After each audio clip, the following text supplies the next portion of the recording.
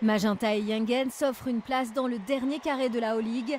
Une entrée dans une nouvelle dimension qui garantit aux Cailloux de remporter pour la première fois la plus prestigieuse des compétitions de clubs en Océanie.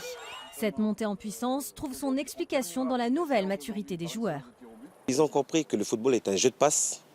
Il faut beaucoup courir parce qu'on se limitait à vouloir faire que de la tactique, alors que dans un premier temps, la base, c'est le physique.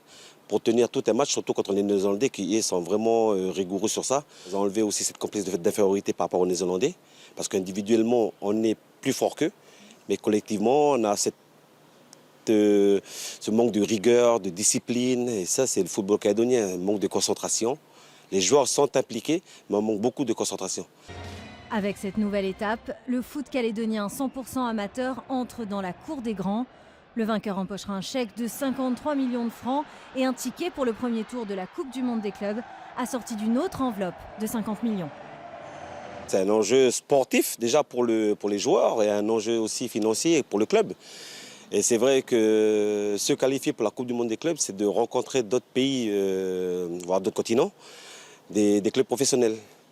Je sais qu'il y a un ou deux matchs de barrage pour essayer de confronter le vainqueur de l'Europe, c'est-à-dire soit le Real, soit le Barça.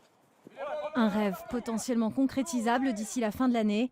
Ce sera la première fois que les Cagoux affronteront des joueurs qui ne sont pas issus de la zone Asie-Pacifique ou de la France métropolitaine.